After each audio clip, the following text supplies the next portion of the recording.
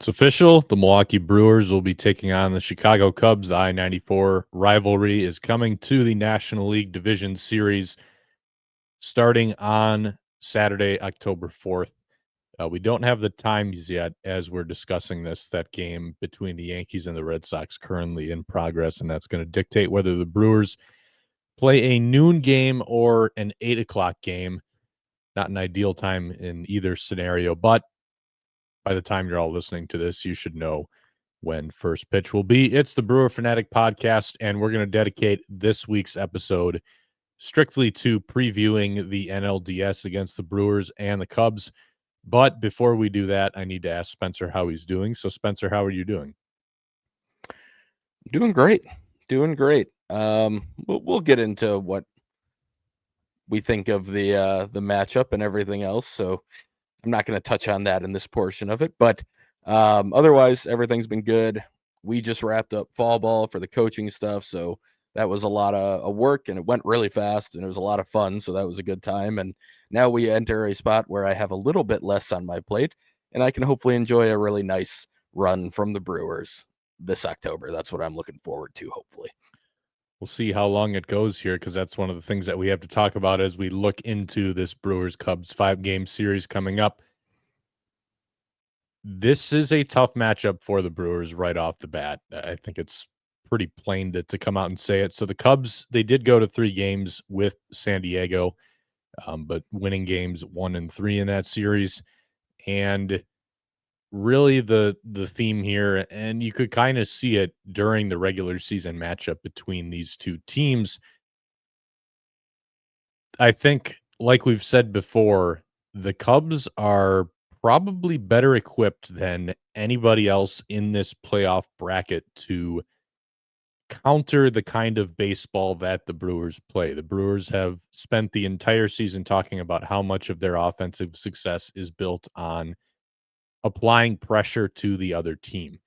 And you see that in the way that they put their at bats together. They're not going to chase pitches out of the zone. They've got the lowest chase rate in baseball this year. They don't see a ton of pitches, but that's also partially because they put the ball in play as much as they do. So they're going to put it in play. They're going to hit it. They're going to hit it on the ground a lot. They're going to run everything out, full sprint down the line. Once they're on base, they're going to try to take the extra 90 feet, take extra bases at any possible opportunity. So if you're an opponent playing the Brewers, you need to make plays and you need to make them quickly and you need to make them reliably. And the moment that you don't, if this team is going right, they are going to use that to their advantage in some way. Now, we saw that work a lot throughout the year, including against some teams that were actually pretty good teams as well. So the Brewers didn't just do it against bad teams. It was kind of the most prominent when they were playing bad teams. I think back to some of the stuff that they were able to do, like against the Nationals mid-season, but they did some stuff to teams that were okay defensive teams as well. But when you look at the Cubs here, I'm going to see if I can pull it up really quickly on Fangraphs. The Cubs are, by all accounts, one of the top defensive teams in baseball. So they finished the regular season second in defensive runs saved at 83. Fielding run value, which is StatCast, they were second in that as well. And then Fangraphs defensive runs also second in that. So this is a Cubs team that pretty much all the metrics agree the second best defensive team in baseball. And for as much as we talk about the Brewers being a really good defensive team, the Cubs are even better than them. So you look at the outlook of this team on the field as well. You have Pete Crow Armstrong in center field. You've got Matt Shaw at third base. You've got Dansby Swanson at short, Nico Horner at second. You have really good defenders all around the diamond here, really rangy defenders. And for me, this is going to be easily the biggest storyline of this series. How do the Cubs respond to the Brewers' attempts to put pressure on them? Because I think throughout the regular season, we did kind of see it go both ways. Like there were some moments where you could kind of see the Brewers getting away with some of their stuff, but they were not nearly as successful with their usual approach against the Cubs as they were against a lot of other teams. And that wasn't necessarily because the Brewers are playing their game any worse. It's because the Cubs are really rangy. They're going to run a lot of balls down. They're going to make the plays too. So for me, that's really what a lot of this series is going to come down to, because it is kind of two teams, the way that they're built and the way they win games, it's kind of like punch and counterpunch a little bit here. Yeah, it is. And we were asked probably 2, maybe 3 episodes ago, kind of who we would prefer between the Padres and Cubs for a Brewers matchup. And we both agreed it would be the Padres. We would rather see the Padres than the Cubs. And it's for everything you just laid out. This is a very, very good defensive team, especially up the middle. I mean, it's about as good as it gets up the middle with Swanson and Horner in the infield, PCA in center. Like, it's not much is going to get down or get through that really, honestly, that they have a shot at getting to. And they're going to make plays outside of the norm. And then they're also going to be able to make plays that, like you said, the Brewers put the ball in play a lot. This is a legitimate strategy that's worked for them a lot this season, but in terms of matchup, this is about as bad as it gets for them.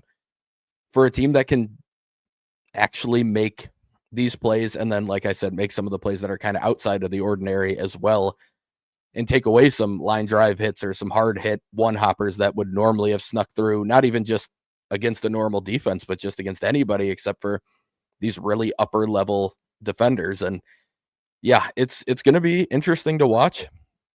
I was hoping we'd avoid this for a lot of reasons. This being on the baseball field, the main one. It'll be an interesting dynamic from just a fan perspective throughout this entire series. I think that's going to be something that you won't have to worry about too much, Jack, but I think will be interesting to, as someone who's at least going to be attending game one, and then we'll see where we can make it work from there the rest of the series. But it'll be a very interesting dynamic. I mean, it's going to be, I think it'll be rowdy, hopefully in a friendly way to an extent. Obviously, we don't need to encourage any violence or fights or anything, but I think it's going to be very, very, very interesting to just follow this entire series for a lot of reasons. And in terms of the baseball stuff, the defense is a big one. I think another one that Matt Trueblood kind of pointed out to us in the Brewer Fanatic Slack, actually, as the matchup was becoming more clear, is the Cubs do a pretty good job of limiting walks as well. And the Brewers do like to take their walks as a big part of their offense. So that's two things that the Brewers have made a big part of their identity on offense. And the Cubs do a pretty good job of limiting both of them. So it's a tough matchup, and there's really no way around it. I mean, it's not the most talented team in terms of, you look at their lineup and you see the types of players you see on the Dodgers and the Phillies, but the way they're constructed is a really, really good matchup for them, for the Brewers. And I don't think that's an accident. I think they've kind of attempted to an extent, do things like the Brewers do them. And we mentioned, like, the Brewers are known for their defense. The Brewers have been known to limit walks at a pretty good rate as a pitching staff. And they've tried to kind of, for lack of a better term, copy what the Brewers have done to find the success on the run prevention side of things, especially. And they're doing it extremely well this year. And it's just, we'll see how it plays out. Now, the Brewers are capable of hitting the ball well enough to make this not something that completely swings the series. We've seen them have runs offensively where they are hitting extra base hits and they're hitting the ball over the fence. And, like, if they're doing that, defense can't stop that. Then I'll let you take it back in a second here, but I do think the part that'll be interesting is that the Cubs, obviously they'll have an off day, but they ran through their pen a lot in this 3-game series. And it's already been a little bit of a shaky pen for them. It's a little shaky in terms of the quality of their starters. They have some good ones, but they also have, I mean, they were using an opener for a reason in game 2 of the wild card. Like, there are holes in the pitching staff that the Brewers offense might be able to take advantage of, but that's where the defense can always come back in and help cover up some of those holes on the pitching staff. So yeah, I mean, I'm going in circles, but it's a really, really rough matchup in terms of what they do well and what the Brewers want to do on offense. And that's not what I was hoping for. Cade Horton being out is the one that kind of changes Yes. the game here for the pitching matchups. They did run through their bullpen a lot, which is typical of a Craig Counsell team, but I think this Cubs bullpen is quite a bit better than the season-long numbers would tell you. I think they're in a much better spot now than they were early in the year when they had Chris Flexen pitching high leverage innings. Like they're in a much better spot than they used to be. But to your point, kind of how do things look when they roll into Milwaukee? That off day is going to obviously help reset some stuff, but they have had a little bit of turnover in the late innings. Like Brad Keller's had to move up to that closer role because they kind of had to reshuffle some things on the back end there. But they do have some high octane arms guys who kind of bring a different look, and they bring pretty good stuff. Um, it's kind of interesting just to look at the way these two teams match up, because a lot of similarities on the defensive side. On the base running side, the Cubs have also gotten really good at running the bases. Q Barry is there now in his first season on that coaching staff, so not very surprising that they've improved on that front. But yeah, offensively, I mean, you look at these two teams. The Brewers had a 107 WRC plus, and the Cubs are at 110. So they really were not all that dissimilar in terms of their ability to score. It's just interesting the ways that they got there. The Cubs a lot more capable of hitting the long ball consistently, and that's really the thing for this Brewers offense. They have so many guys up and down this lineup who actually have a decent amount of raw power. Christian Yelich has a ton of raw power. Bryce Terang has a lot of raw power.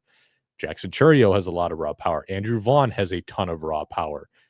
They have all of these guys who have the stuff, and William Contreras too, but they just in games outside of Yelich, really, none of them have actually gotten to points in their careers where they're hitting a ton of home runs consistently. Terang obviously had that second half power surge, but did still finish the season short of 20 home runs.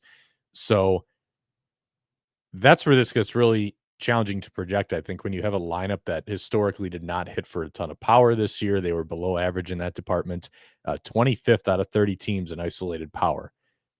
But then they've got a lot of guys who have that big swing buried in there somewhere. So you wonder, is it going to happen? But for me, and maybe I'm making it overly simplistic, the entire key to this series is going to be, do the Brewers have enough of those big swings? And really, that's their entire key for October as well, however far this run goes. Um, I do think that the way that they play baseball is going to be something that has them in just about every single game that they play in this series, and if they advance beyond this series, because they pitch well, they play good defense, so they're not going to allow a lot of runs. That's half of the equation as well. When we talk about like records when out homering your opponent in the postseason, the Brewers do kind of have a leg up because they prevent home runs, which means if you're not giving up home runs, you don't need to hit as many to hit more than your opponents. But again, the Cubs can kind of counterpunch that because they do hit a lot of homers. But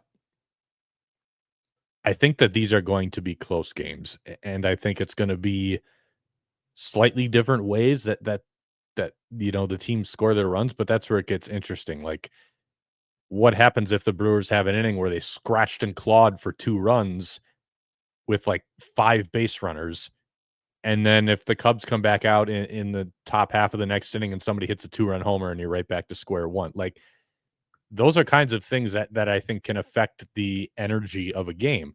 If you have to scratch and claw for all your runs, and then the other guys are a little more capable of that big swing. But I think it's going to be a lot of really tight, close baseball, kind of like it was every time these two teams matched up in the regular season. A lot of it is just going to come down to how much is that Cubs defense going to eat into the infield singles, the bloop singles, the ground balls getting through the holes, the kind of things that the Brewers benefited. I mean, let's be real here. They benefited just about as much as anyone in baseball offensively from that kind of stuff. How much of that is the Cubs defense going to be able to take away from them? And if so, are the Brewers going to get that big swing from somebody, or enough of those big swings from those guys to kind of make up for that? Yeah, it's going to be a huge part of it. We talked about it a lot this season and how we saw, we both agreed they do a lot of good things on the field, but if there's one true point that they are lacking, it's the power department. And in a playoff series, everyone's seen the record that you just kind of referenced in terms of how many teams have won, or the winning percentage when you out homer the other team it's staggering. It's in the 800s, I believe. Like it's pretty impressive, and it says a lot about what it takes to win games in October. And I will always reference back to the fact that it was a little bit of a sick twist of irony that the Brewers out-homered the Mets last year, but at the same time, the series completely swung on a home run. And that's kind of the point. Like, that can completely change a game. It can change a series, and it can do it in one swing rather than having to string together, like you said, maybe 4 or 5 hits in an inning. It's just very hard to do that. And it's even harder when a guy is going to get in trouble and they're just going to move on in the playoffs and it's going to be a new arm. You're not going to let a guy like try and, maybe the first or second inning, a starter is going to get the opportunity to work through stuff. But for the most part, if a guy's struggling, it's time to move on. And you're not going to get to keep trying to push through against that same arm. And I think the Brewers have been able to take advantage of that at times during the season where, okay, it's the third or fourth inning. The starter's out there. They want him to get through 5 or 6 no matter what because they need him to.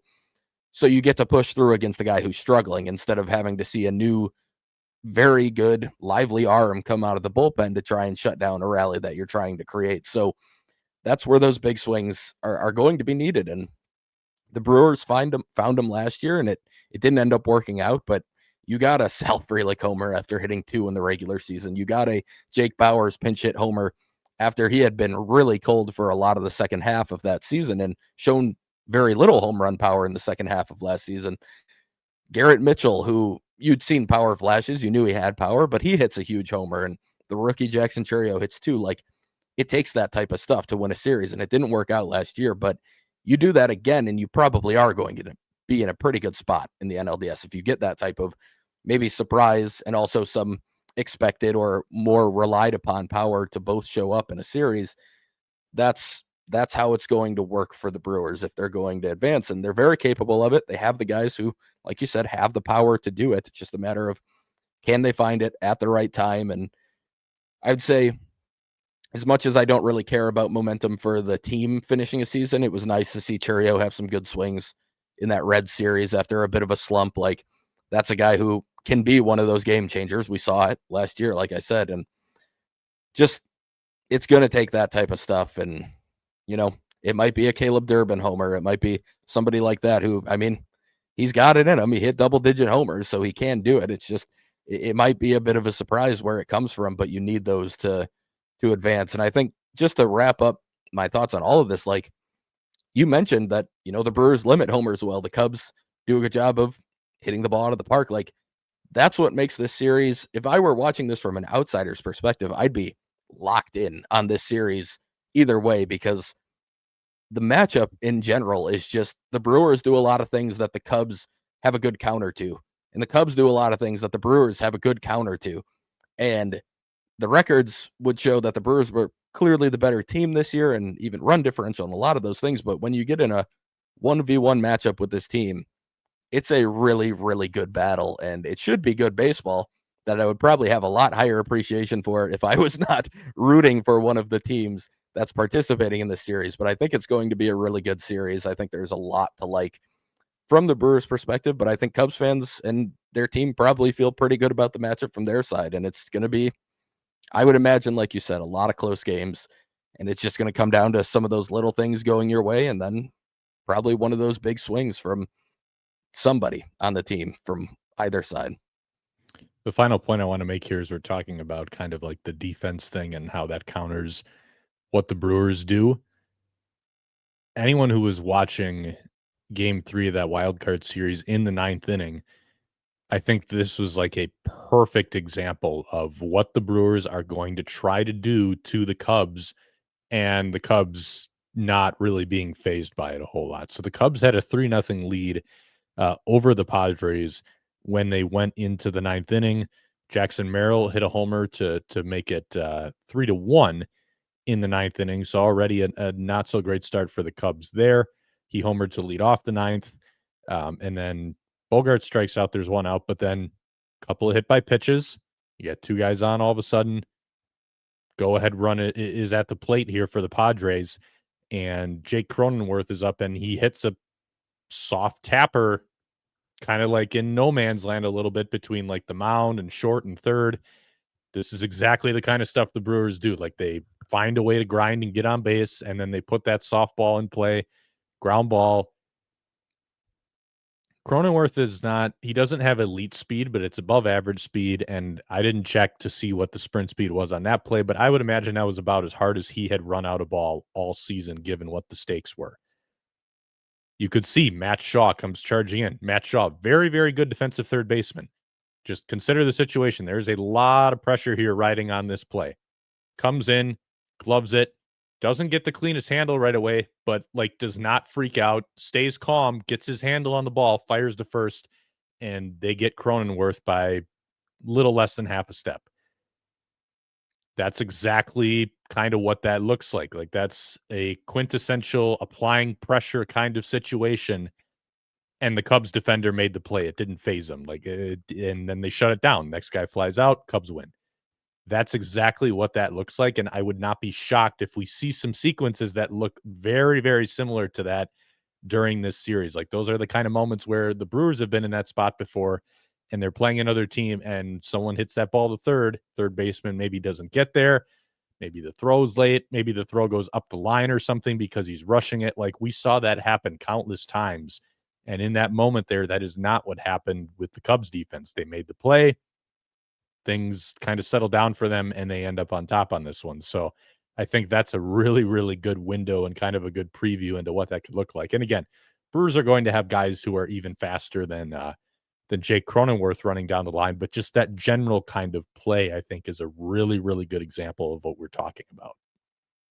Yeah, it's a great example. You texted me right away, and I had even had the thought as I was watching it. I'm like, yep, that's kind of the stuff that you hope goes your way in a Brewers series. And he takes it away in that moment. And I'm glad you pointed out the little bobble, because that's especially when a guy is going to panic. Like in most situations, that's when you're going to get, like you said, either he doesn't get the grip right and he lets it fly and it goes flying down the line, or he bobbles it enough where he thinks it's not worth a throw now and now its base is loaded, or he bobbles it just barely enough to beat out the throw. And like all of those things can happen if you panic, and he didn't. And he got the play done. He got the job done. He made the play, and it really set them up to win that game in that moment. And yeah, it's like you said, that's about as high stakes as it can get in terms of a wild card series.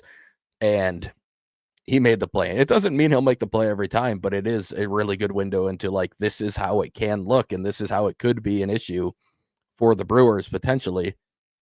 And he's not the only one. That's the thing. It's not like you're facing Cardinals, maybe not a good example because Mason Wynn's a good defender at short too, but just like prime Cardinals, where it was like, yeah, if it's hit the third, Nolan Arenado is going to make the play no matter what the circumstance, no matter what.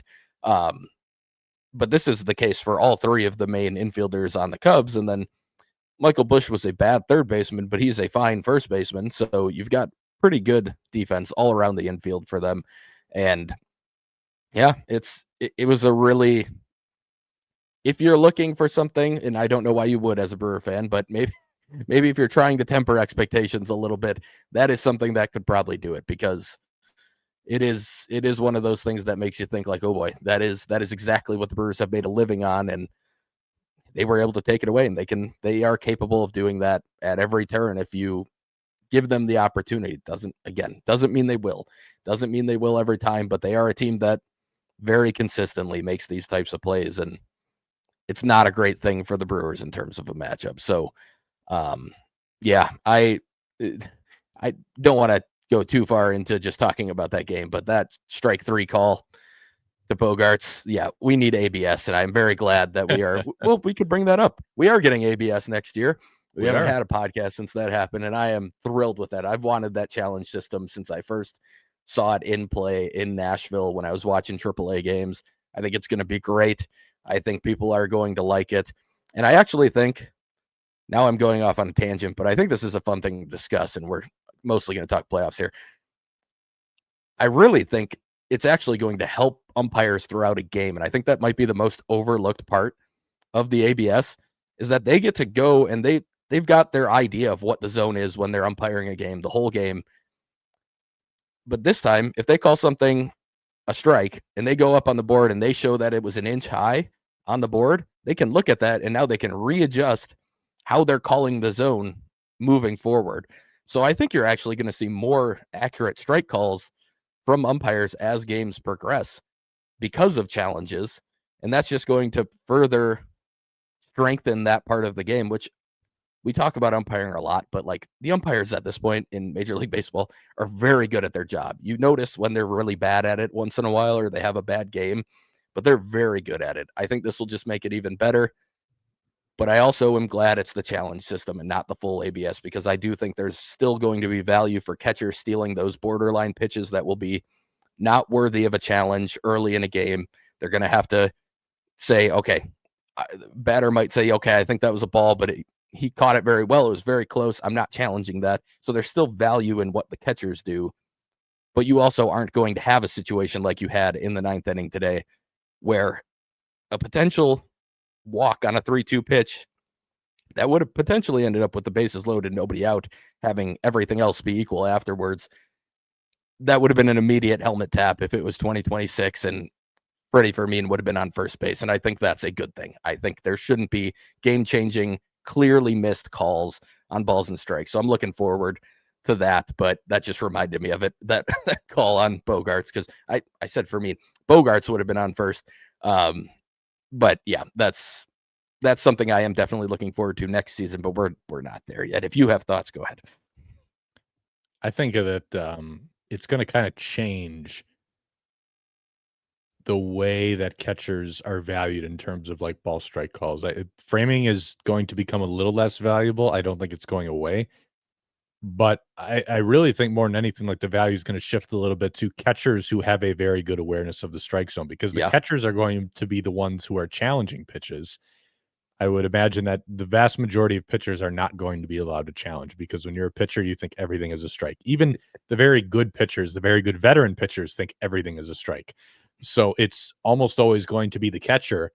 And that catcher still needs to be a good enough receiver to be aware of, like, he's not fooling himself into thinking he stole a strike or something like that, or should have stolen a strike, and there's a pitch outside the zone that he challenges. Like, that is going to be very much still a big part of it. And I also think more than anything, what it's going to do is it's going to correct the egregious calls. I don't think you're going to see a ton of challenges on pitches where you're really splitting hairs, unless, again, you have a catcher who is really, really aware of the zone in that way. But otherwise, I think it's going to correct a lot of the egregious calls. I also think it's going to add even more value to hitters who have really good strike zone awareness, because if you have a guy who really understands the zone and you give him the ability to challenge, there's all of a sudden he might get more calls. That's an actual skill that he has that I'm sure within a couple of years here, we're going to be able to quantify a little more. So I think this is a very good mix of, it does not take too many things away from the game, and it brings in greater accuracy, more consistent strike zones, and it also adds some strategy and adds some ways for players to provide a value or showcase some kind of skill. Yeah, I'm not sure we'll see it a ton from Tyler Black, at least with the Brewers, but that is something he's shown to be extremely good at in AAA. Like, he's one of those guys that just does not really miss challenges ever, and he'll challenge quite a bit because he's just got a great idea of the zone. So I'm not sure, like I said, that'll be something that the Brewers will see too much from him moving forward, but I could see that being something that adds a little value to his roster spot wherever he may end up, or maybe it will be with the Brewers. But just guys like that, I think you're right, that will be something that can add some value to the offensive profile that isn't currently really part of it. I mean, obviously swing decisions and all of that stuff is still important, but now it adds just an even further element to it. And I think that'll be something fun to kind of, it's all going to get tracked. So it'll be fun to kind of see how that all plays out as we move forward, and as the data starts to pile up over, maybe the first year, a couple years, and see who actually is really good at this stuff and who maybe isn't very good at it. Because I'm sure there's going to be some hitters who are very confident in their ability to make these calls, who are going to lose their team some challenges as well. So yeah, it'll be a fun part of the game, I think. Yeah, and if anyone's concerned about how it might impact pace of play or things like that, I was down in spring training when they were testing this out, and I got to see it in action a few times. It's incredibly seamless. It doesn't really disrupt the flow of the game. It doesn't feel out of place or anything. I mean, the whole thing takes about 10, 15 seconds maybe. They do it really quick, and I would imagine the more that this happens in the big leagues and the longer it's around, it's only going to continue to get more seamless. So I think this is just a perfect balance of making the game better and, like I said, not taking too many things away from the game. So we got sidetracked there a little bit. We do have some roster discussions to get into here ahead of the NLDS.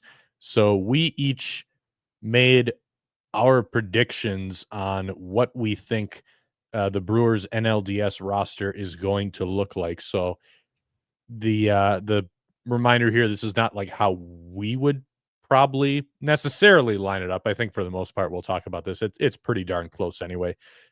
But I'll pull yours up first. This is what you think it's going to look like. So if you're watching on video, you can see it on the screen. Otherwise, I can read it out very quickly. Spencer's roster, the three starting pitchers, Freddie Peralta, Quinn Priester, and Jose Quintana. In the bullpen, Abner Uribe, Trevor McGill, Rob Z, Jared Koenig, Aaron Ashby, DL Hall, Nick Mears, Chad Patrick, and Tobias Myers for his 9 relievers. Catcher, nothing surprising, William Contreras and Danny Jansen. Infield, Andrew Vaughn, Bryce Terang, Joey Ortiz, Caleb Durbin, Jake Bowers, and Andrew Monasterio. Rhys Hoskins being the omission there. And then in the outfield, Yelich, Churio, Frelick, Perkins, Collins, and then Brandon Lockridge. So I guess there's not a whole lot to walk through here. There's nothing really surprising to me. We were both in agreement that Rhys Hoskins is not going to make the NLDS roster. Just kind of reading between the lines here, there was nothing from the last several weeks that really suggested that he was in serious consideration for a spot, which, again, to me is kind of surprising. It feels like the Brewers just kind of punted on a potential opportunity to even see if he could be a somewhat impactful bat off the bench.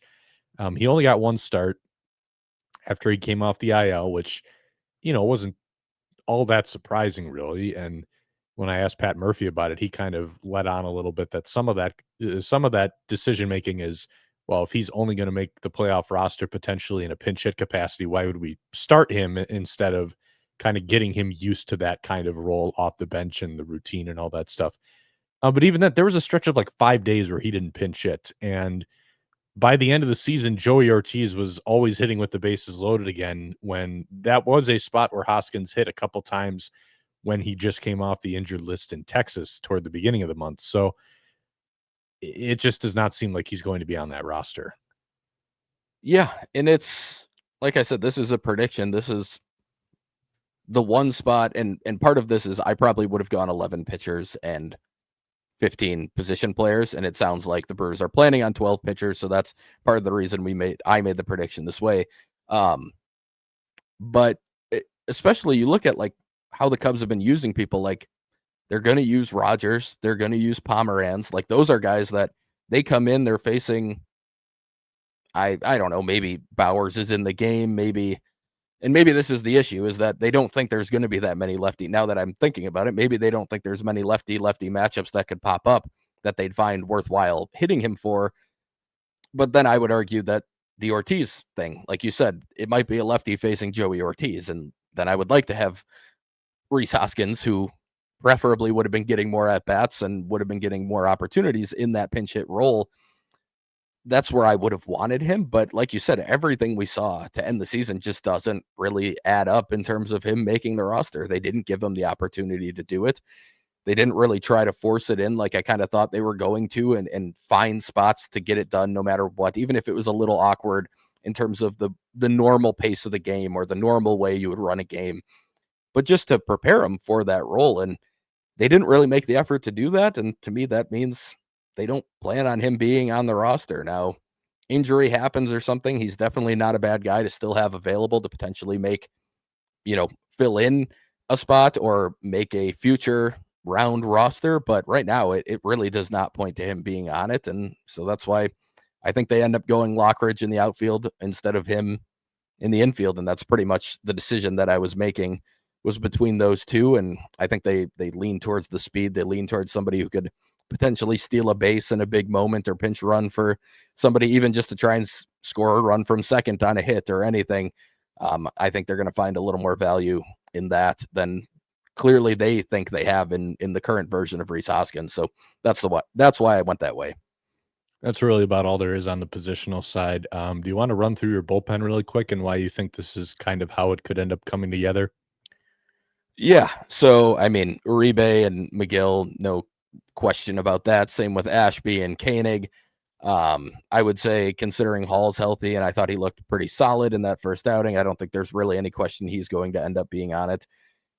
Mears is somebody that I think is 100% locked for the roster, but we've talked about it. I think he's somebody who maybe shouldn't have as important of a role as he had at times throughout the regular season in this playoff bullpen, but I think he's on the roster and he deserves to have a roster spot.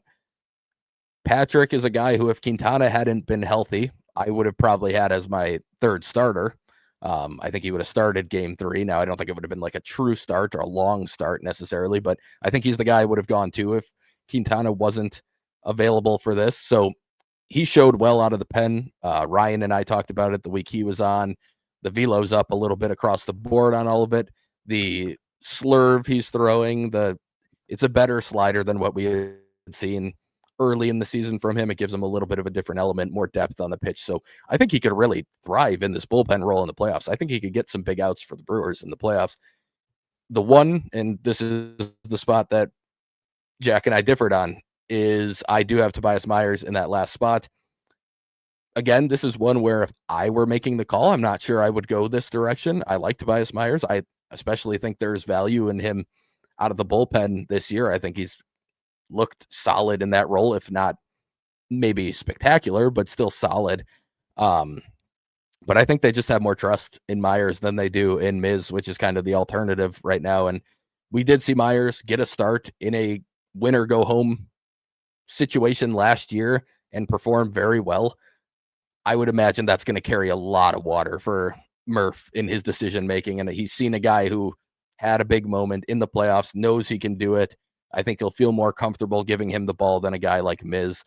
So that's kind of why I lean towards him in that way. I think that's the way the Brewers are going to end up going. But and then Rob Z, I like Rob Z. I think he's probably one of the other that, if you told me Robert Gasser made it over Rob Z, I wouldn't maybe be shocked, I guess, but I don't think that's the way they're going to go. And if I were picking, I would go with Rob. So yeah, that's really the logic behind it. I think it's more a matter of more than anything else. These are the guys I think Murph's going to trust, and those are the guys that are going to get the opportunity to make the roster. We'll flip to mine really quick here. So again, everything very, very similar here. The only difference being I have Miz on there instead of Myers. But before we get into that, to come back to your point on Rob Z, yeah, I think he's on the roster because the way that we both have this projected out, we both have Koenig, Ashby, and Hall all on there. None of those guys are really going to function as situational lefties. Koenig can face anybody. Ashby's going to be almost certainly like your multi-inning high leverage bridge guy. And Hall is kind of probably a similar version of that, but maybe in slightly lesser leverage, or if Ash can't go one day or something like that, which means you need more of that short range situational lefty. And I think that's kind of the role that Rob Z fills for you. So I think it's important to have him in there. And I just generally think like the balance of having the 4 lefties and then the 5 righties, I think that gives you a pretty well-rounded way to kind of line things up. But yeah, I just don't think Gasser looked quite good enough in his 2 appearances to really throw him into the fire. I know he looked really good in Nashville. The quality of the stuff is completely fine. Like it's all where it should be, but and you could kind of see the flashes of it playing how it's supposed to when he was in the zone, but there were just too many non-competitive misses that I saw, especially in his last outing. I just don't know that you can feel 100% comfortable throwing him into a playoff game right now. And like we've talked plenty about DL Hall too. I'm not sure I would even fully trust DL Hall with playoff innings because so much of his game has become dependent on being kind of a wily junk baller who is not going to strike guys out, and he's not going to limit walks either because his command isn't really that good either, but he's at least gotten the weak contact this year. So I think for that reason, he's probably ahead of Gasser in my mind on the Brewers totem pole, and I would probably have to put him there too, just because in my mind, like they both are kind of similar, and Hall's the one who has at least pitched more this year in the big leagues. Um, but I like Rob Z in there too as kind of the situational lefty, as I said. So for me, Myers versus Miz, it just I have not gotten the vibe that they actually trust Tobias, like this version of Tobias Myers, all that much. I It's think true. that's what a lot of this comes down to. And I just have a hard time believing that they're going to leave Miz's upside off of a playoff roster entirely. But what makes this so tricky is I just think the Brewers handled the whole thing with him really strangely. And we had kind of talked about this before. The reason we were always like, I don't think he's going to pitch out of the bullpen is because they hadn't moved him to the bullpen yet. They gave him one relief outing as a prep outing during the last homestand of the year. And I don't know, was the thought going to be that that was enough? But even when they did that, like they kind of went in between, like, well, we're not going to shorten the pitch count. He's still going to throw, 60 pitches in this outing. Like it just feels like everything is in limbo. And now he's kind of caught in between, and the Brewers seem caught in between. But I don't think they're going to want to leave that kind of guy off the roster, especially if you are in a situation where things are getting thin and it's like we just need a guy who at least has the ability to blow something by someone. But it just the way they handled him in September is so strange to me. Yeah, it is. We, like you said, we talked about it a lot as it was happening. It was like, well, I don't think they're going to move him there because they're not moving him there. Like they haven't done it yet, and they kind of need to if they want to prep him for this role. And yeah, he gets the one opportunity. He comes in with the bases loaded. Honestly, gets a ball that unfortunately is just a cheap hit, and then it kind of spirals on him afterwards. But like you saw the reason why you would probably want to get him more opportunities in the pen to be able to trust him. And that's why it just never really made sense, the entire process that they had this whole month. And I get that, you know, maybe the timing of, Woodruff's injury and some of that maybe made them feel like they couldn't take him out of the rotation that early, that they needed him to make a start or whatever. Maybe some of that played into the timing, but it just didn't feel like the right handling. And you are right. Like I'm referencing the playoff history of one game from Tobias Myers. But I mean, as early as like the second start of the season, Murph pretty much showed that he had no trust in Myers by yanking him, and then kind of he was pretty blunt with his assessment of Myers throughout the season.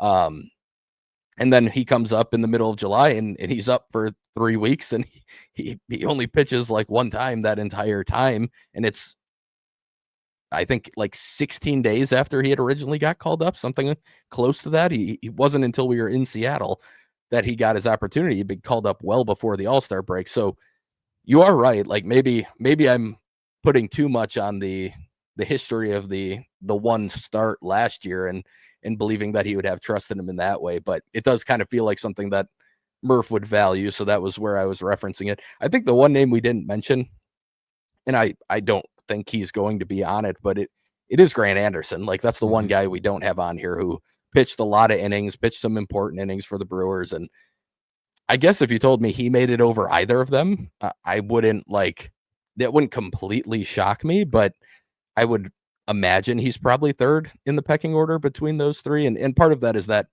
especially after coming off the IL, it just the results weren't as good.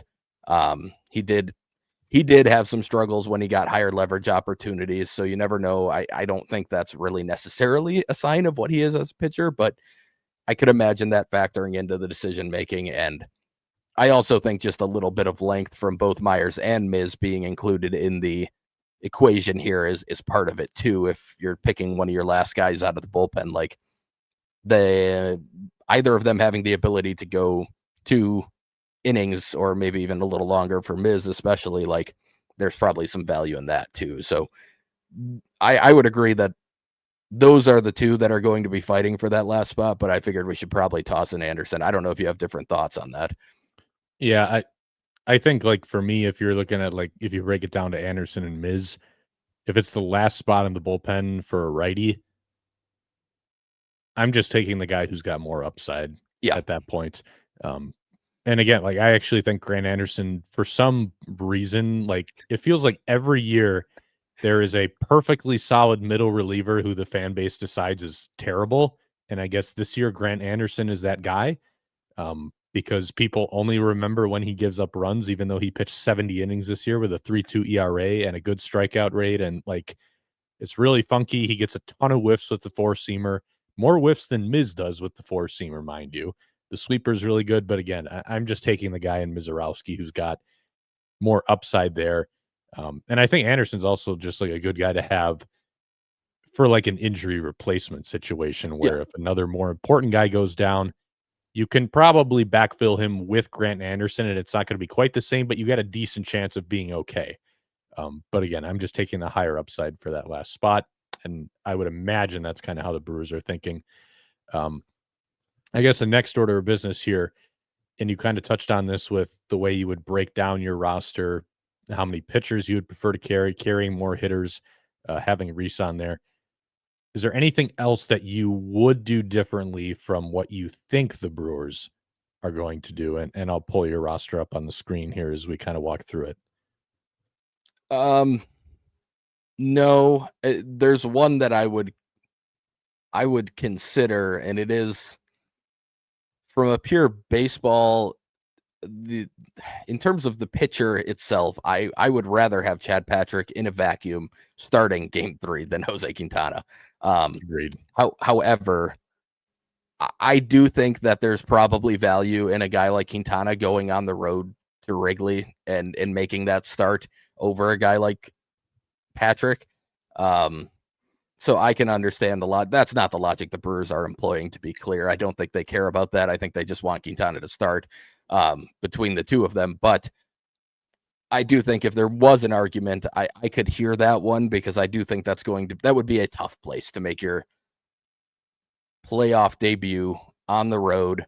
Who knows what the series situation is at that point? I mean, in an ideal world, it wouldn't be a huge deal because hopefully the Brewers are up 2-0 when they go on the road. But it could be a completely different scenario, and it could be a really important swing game in the series or something. And I get that they might feel like there's a potential for a rookie pitcher who actually, frankly, the one start he made at Wrigley, when he first came back from AAA, did get off to a pretty slow start. He settled in and did fine that game and held his own, but there was some loud contact and some of the guys got to him a little bit. So maybe they look at it that way. But again, I think it's more just they value Quintana as a vet. They're going to give him the start. But if I were just looking at it with all of that out the window and it was just in a vacuum, I would rather have Patrick start the game than Quintana. So that's really the only other thing that we hadn't already discussed that I would probably be going back and forth on a little bit more. I guess I feel a little bit more strongly that they should start Patrick over Quintana. So, like, normally, if when push comes to shove, I would be like, yeah, I can understand, the veteran thing, and just he's probably going to be in a better headspace to start that game than Patrick, or maybe not, but like at the very least, he's been in big spots before. Like, there's just some comfort that comes with that. The problem here, and the thing that I just can't keep getting past is, like, no one's going to come out and say it, and this is just my analysis, but Jose Quintana is afraid to pitch in the strike zone because of where his stuff is at this stage in his career. And this is like the biggest sticking point. Like, if it's a veteran who just can actually live in the strike zone a little Yeah. more, even if he's not an overpowering pitcher, I would feel a lot more comfortable with it. But the fact that he is someone who, at this stage of his career, seemingly feels that he has to aim for the corners and would more often than not rather miss outside the strike zone than miss in the strike zone. And he has to sometimes pitch around certain hitters and then face the guy behind him and try to get a double play and just all this kind of stuff. And again, he's got like the awareness for pitching to get away with that a lot of the time.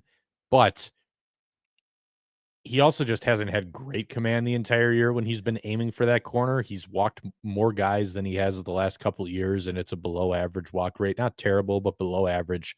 And he kind of gets into these spells where, like, you can tell he's trying to hit the corner and he's missing too far out to the arm side, but he doesn't want to make the adjustment and go over the plate more. Like, I just sometimes I wonder if you're actually better off having the young guy go out there, making the game plan as simple as possible for him and saying, just go at them. And that's, I think, really where it comes in. And that's why I would not feel comfortable starting Jose Quintana in a playoff game for that reason. Like you need to throw a guy out there who actually can pitch in the strike zone. That's really my sticking point, and I would still have him on my roster because I think there's value in, kind of the role that Aaron Savali filled in the bullpen last year Mhm. during the wild card series, like that kind of deal. Especially because, you'd need to be moving one of these guys from the pen into more of like a short range tandem kind of role. Or if Chad Patrick does start that game and things don't go well, then you can put Quintana in, and like he's going to give you innings at the very least. And if he's in a situation too where they're already down by a few and the job is to eat innings, maybe then he's a little more willing to spend a little more time in the strike zone and kind of change the way he's going at guys. But it really just comes back to, I don't want to throw a guy out there in a playoff game who all season long has looked like he knows that he can't actually pitch that much in the strike zone. That's just, it's tough, especially for a Cubs team that, maybe they're not quite the Brewers in terms of being stingy on not chasing, but they put up tough at bats too. Like they are not going to beat themselves if Jose Quintana is not giving them a reason to swing. Yeah. Other than PCA, we're not going to see a ton of chase from that team now. He's probably a good matchup for a guy like PCA. That's somebody who probably will give him a couple swings out of the zone, and you make a mistake though, and he can definitely make you pay. No, I would agree with that, and I think actually Tobias last year is a great example of what you do when you have a young guy. Just go out there and tell him, give it everything you got, make it really simple for him, and just attack. And it worked out very well for him in his start. So I think that is a good example. And yeah, I don't think you're wrong. I mean, like, if I were making the choice, it probably would be Patrick. And I think that would surprise a lot of people. I think it would absolutely shock a lot of people if the Brewers actually went that direction, especially nationally, not having Quintana make that start. But I do think in the long run, or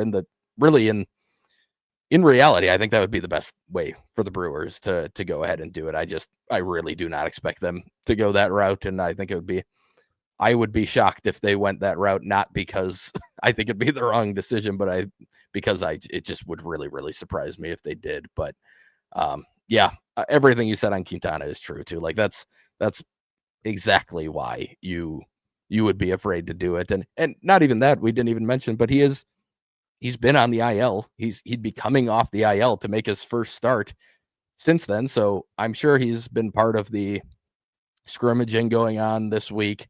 I'm sure that they're trying to build him up a little bit, but there's also like, how deep can he actually go into a game as a starter at that point? Like I can't imagine he's fully stretched out, and I don't think you'd want him seeing a lineup 3 times or anything either way, no matter how it's going. So I guess that probably isn't a huge deal, but it's another part of the equation too. You never know how a guy's going to pitch his first time off the IL. Like there's just a lot at play there, but yeah, I don't expect them to go the Patrick route. I think we'll see Quintana make that start. I would agree, and like the one thing that at least helps with him compared to other potential IL stints is he's never stopped throwing this entire time. The issue with the calf has always been more along the lines of like the explosive movements or running or Yeah. doing those kinds of things, but he's never had to stop throwing since he was put on the IL, so there was never a shutdown there or anything like that. But if it were my decision, I would start Chad Patrick for like expect him to go 3 or something. But basically, you tell him like you did with Myers, like you're going to go out there and you're going to throw every pitch with maximum intent, go 100% full throttle on everything as long as you can go. See what you can give us. But the moment you're done, that it's okay. Like once you run out of gas, we can cut it there and we'll figure it out the rest of the way. But I would also be surprised if that's the way they go. Starting the veteran just kind of seems like the low hanging fruit there. And maybe in one way they do see it as the safer option. I don't know. But then kind of the other part of this is if Quintana goes out there and he's doing the same thing where it's like he's walking a lot of guys, you got to be willing to pull the plug very, very early. Yeah. I don't think you can afford him like the opportunity to veteran his way out of it. Agreed. And that maybe if Patrick hasn't pitched to that point, you go to Patrick then and he eats 3-4 innings or something and gets the job done in that way. But yeah, that's part of the reason you need some guys who can give you length, is that you could absolutely get a short start out of Quintana if he does get the start, and you have to be willing to do it, and you have to be able to do it because you have the arms available. The last note I want to kind of go through on the roster side is, are we going to see the Brewers line things up a little differently defensively based on who's pitching? So Pat Murphy has said, he said on the last homestand that the Brewers are kind of figuring out, like, how can you get Jake Bauers into the lineup if his bat is still hot? And can you get away with Jackson Chourio in center and potentially Jake Bauers in left in a playoff game? And that's something that they're weighing. They tried it quite a few times late in the year in the regular season. You've got a fly ball pitcher on the mound in Freddie in game one. I would imagine you're going to see Blake Perkins start in center field for that game. But game two with Quinn Priester, is that when you take your shot, or is that going to be a moot point? Because, I don't know how the Cubs are going to try to line up their rotation either for game two. Shota Imanaga was, I believe, the bulk guy in the wild card game two, and he's a lefty. So maybe that kind of renders it as something that doesn't matter anyway. But kind of the larger point here, how are they going to line this up? And also, what are they going to do with Joey Ortiz? What kind of situations is he going to be allowed to hit in? I would guess he's going to start every game at shortstop because they value the glove. But, what do they do there too? Are there moments where they're kind of willing to maybe bring Bauers off the bench and try to get a bigger swing in a big spot? Yeah, that's going to be the most interesting thing for me, is how quick are they willing to pull the trigger on a pinch hit opportunity for Ortiz. I agree with you. He's starting every game. We talked about that last week. Like, I don't think they're going to give Monasterio a start at shortstop. But how early are they willing to make that trade-off between, okay, this could be a big swing, and now we have to go to a guy that's a lesser defender at short? But there's always a time where you hit that teetering point where it's like, okay, what is the trade-off, and is this worthwhile for us to make that trade-off right now? And I said last week, I think that could be as early as like the fourth inning in the playoffs. Like, I think there are going to be potential moments where, granted, if Joey Ortiz is hitting in the fourth inning, the Brewers likely have runs on the board. So I guess it could depend on the score, just basing it off of how the lineup's going to be constructed. He will be batting ninth, and if he's up in the fourth, it's the second time up. So they've probably done a decent job. But yeah, but I mean, it could be tied at that point. It could be like 3-3 or something. So exactly. So yeah, I mean, all of it's going to be score dependent. If the Brewers have a nice lead, they're going to let him hit in a spot where he's coming up. Like, that's not going to change, because they're going to want him to be part of the defense that holds the lead. But if it's a one-run game, even a lead, but tied, they're down by a run or two, and it's the fourth inning, and you've got the bases loaded up, and you've got a righty on the mound, and Jake Bauers is sitting on the bench. I mean, I would go to the bench at that point. I would go pinch hit for him. I think that would be the right time to do it. And you live with what Monasterio gives you defensively the rest of the game, which is going to be hold your own, fine defense at shortstop. It's a drop off, but again, I think at that point, that's when you hit that trade off where it's worthwhile to make the change. And the other part of the equation is, we talked about how random people get big hits in the playoffs. I think bad hitting Brewer shortstops, maybe for no reason other that's like their thing. The worse you are in the regular season offensively as a shortstop for the Brewers, the more you seem to come through in the playoffs. So perhaps we're just going to get the best version of Joey Ortiz's bat in the playoffs for no other reason than it's a 5-game, 7-game series, and that's just how baseball goes sometimes. But he might not get the opportunity because they go to the bench. So that's really what the question is. I made the argument to someone a couple weeks ago. So the Brewers teams that have gone to the NLCS and fallen just short of the World Series in this century have both had very bad offensive shortstops. You had Uni B in 2011, Orlando Arcia in 2018, and now in 2025 you have Joey Ortiz. So who knows? Maybe that's kind of the piece that you need to get past the first round in the playoffs if you're the Brewers. I'm not sure. But yeah, it's going to be interesting to see how they use him. And then I guess one more too in the bullpen. What role is Trevor McGill going to fill? Because I don't think he goes back to the back end of games.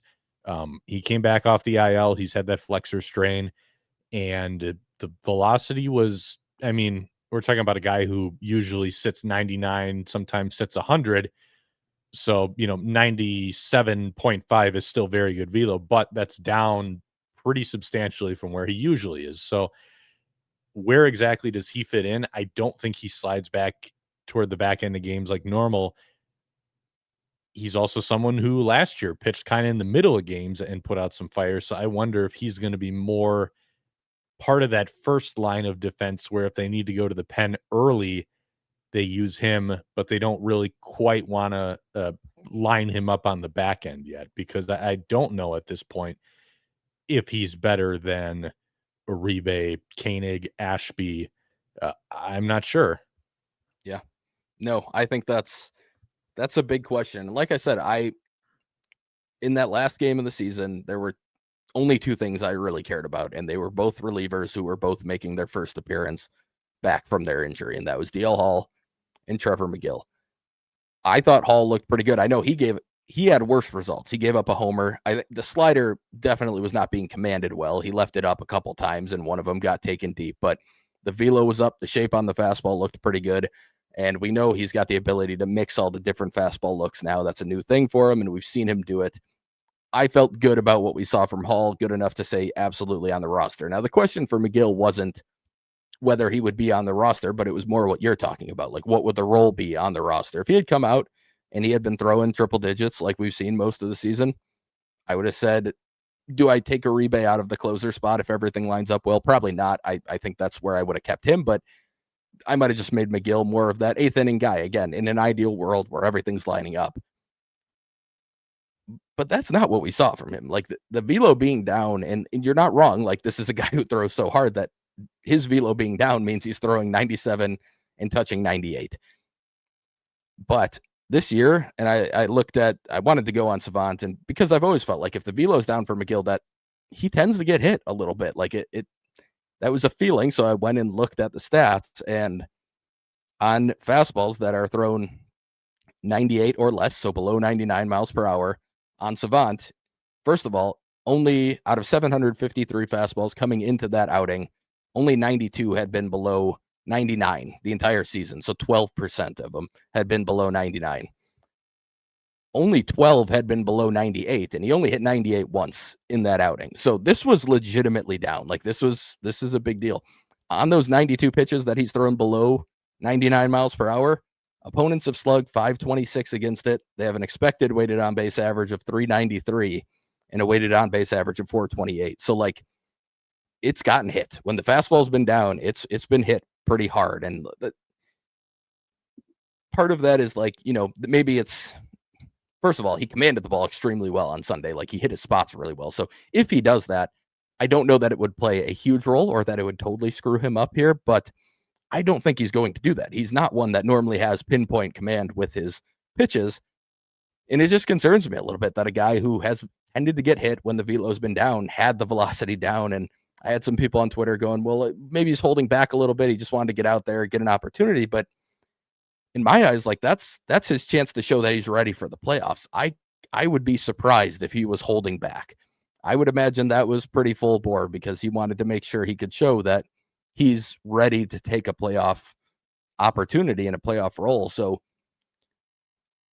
I agree with what you said, that I don't think this is higher leverage. I don't think he's above Koenig or Ashby on the totem pole. Now, that could be kind of what we saw with Mears and kind of what you alluded to. We saw with Mears a lot this year, which was like the closer for the starter, coming in after the starter and getting the first three outs after the starter leaves the game or something like that. But it did leave me with some concerns, and maybe the velo will pop back up in the playoffs with the extra adrenaline. And if it does, he'll probably be just fine. But just seeing how like, it was only 1.7 miles per hour on average from his actual average, but in reality, like, that's a pretty big deal for a guy like him, I think. And it is something that if it's down in the playoffs, I'm going to be a little afraid when he goes in the game, because I think it's something that could end up with some loud contact from a Cubs team who I think they're capable of hitting guys who maybe aren't at their best, and the velo's not quite up to that triple digit level that we've seen it most of the year.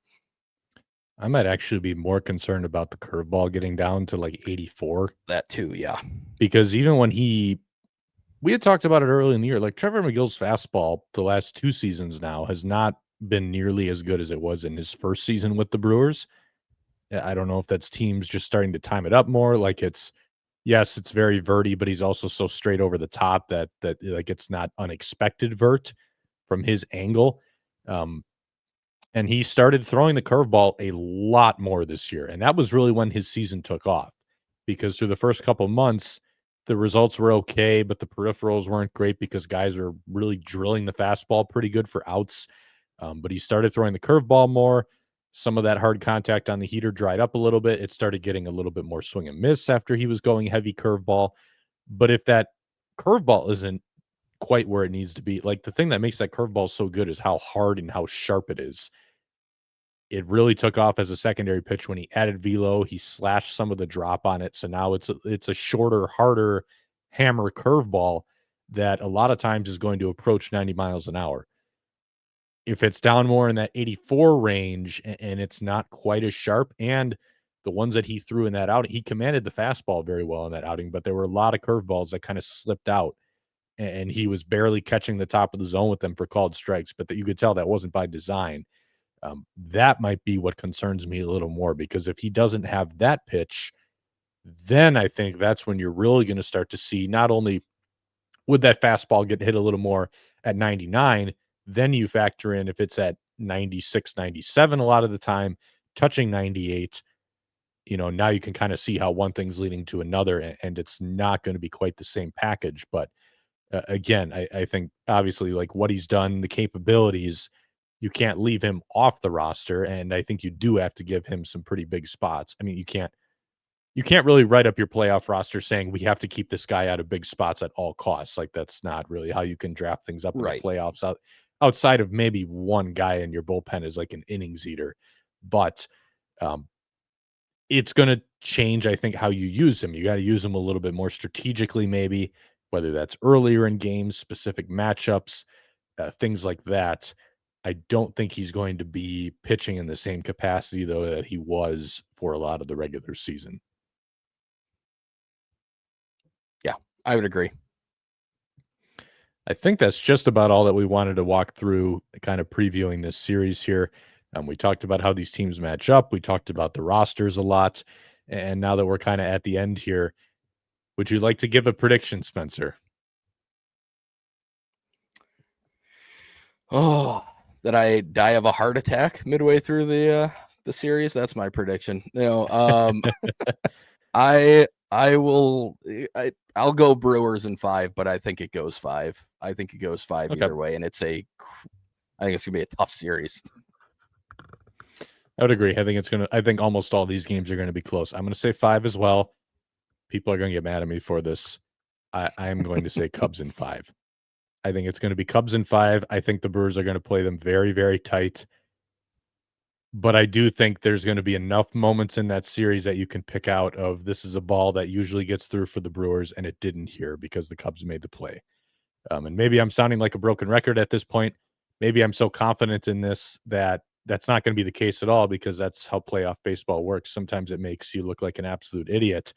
But that's my take on what I think is going to happen here. But either way, I think it is going to be a very, very entertaining series of baseball. I think we're going to learn some really fascinating things about the way that these two teams are put together, the way that different brands of baseball can play when they match up like this. Like we talked about, this is about as interesting, I think, of a matchup as you could look for, because like the things that the Brewers are good at, the Cubs have counters to. Some of the things the Cubs are good at, the Brewers have counters to.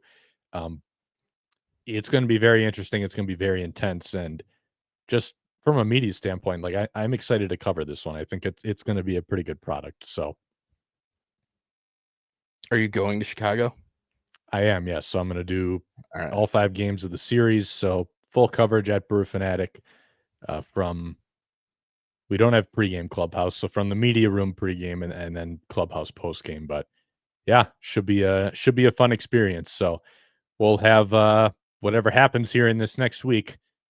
We'll have a recap for you on next week's episode. We'll see what kind of mood Spencer's in at that time. Probably lots of ups and downs from him mentally and emotionally over the next several days here. But we will come out on the other end somehow, whatever the result might be. And we'll talk to you then next week. Thank you all for listening.